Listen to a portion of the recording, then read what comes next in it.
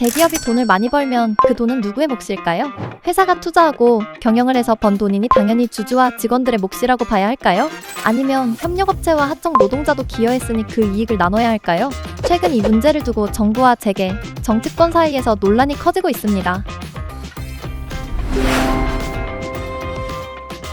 논란의 시작은 김영훈 고용노동부 장관의 발언이었는데요. 김 장관은 지난 27일 기자간담회에서 대기업이 벌어들인 큰 이익을 사회적으로 어떻게 나눌 수 있을지 논의해볼 필요가 있다는 입장을 밝혔습니다.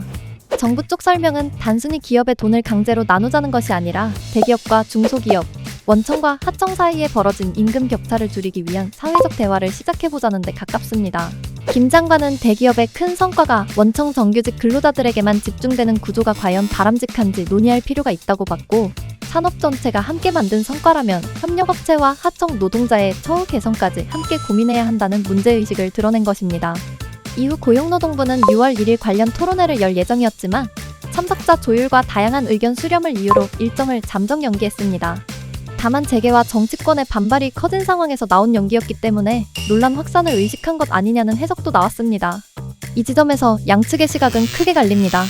도입이 필요하다고 보는 쪽은 대기업의 성과가 원청 기업 혼자만의 결과가 아니라 협력업체와 하청 노동자들이 함께 만든 산업 생태계의 성과라고 봅니다. 협력업체의 숙련 인력과 생산 안정성이 유지돼야 원청 기업의 경쟁력도 지속될 수 있기 때문에 성과 공유 논의가 필요하다는 주장입니다. 반면 재계는 기업이 부담하는 투자와 손실 위험도 함께 봐야 한다고 반박합니다. 반도체 기업들은 호황기뿐만 아니라 불황기에도 공장을 짓고 장비를 사고 연구개발에 돈을 계속 투입해야 하는데요. 그 과정에서 실패하거나 시장 상황이 나빠지면 손실도 기업이 감당합니다. 그런데 호황기에 돈을 많이 벌었다는 이유만으로 그 이익을 초과이익이라고 부르고 별도로 나누자고 하면 기업 입장에서는 반발할 수밖에 없다는 입장입니다. 그렇다면 이 논란을 바라보는 양측의 입장은 어떻게 갈릴까요? 먼저 도입이 필요하다고 보는 쪽은 첫 번째, 원청 하청 임금 격차 완화. 대기업과 중소기업, 원청과 하청 사이의 임금 격차가 너무 크기 때문에 이를 줄일 장치가 필요하다는 주장입니다. 두 번째, 협력업체 기여 인정. 반도체, 자동차, 바이오, 통신, 방산 같은 산업은 원청과 협력업체가 긴밀하게 연결된 산업은 협력업체와 하청 노동자의 기여 없이는 돌아가기 어렵기 때문에 성과를 대기업 내부의 몫으로만 볼 수 없다는 주장입니다. 세 번째, 성과 공유 방안 논의. 당장 기업 이익을 강제로 나누자는 것이 아니라 산업별 교섭, 세제 혜택, 자발적 기금 조성 같은 방식으로 공정한 성과 공유를 논의해보자는 입장입니다. 반대로 도입을 우려하는 쪽은 첫 번째, 초과이익 판단 기준 논란. 기업이 많이 벌었다고 해서 어디까지가 정상이익이고 어디부터가 초과이익인지 기준을 정하기 어렵다는 지적입니다. 두 번째, 정부 개입 우려.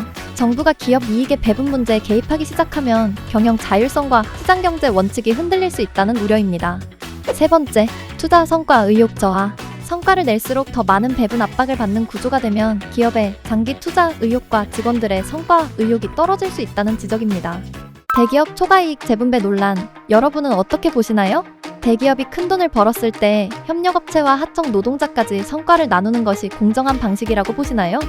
아니면 정부가 기업의 이익을 초과이익으로 판단해 배분 논의를 시작하는 것 자체가 시장경제 원칙과 투자 의욕을 흔드는 위험한 발상이라고 보시나요?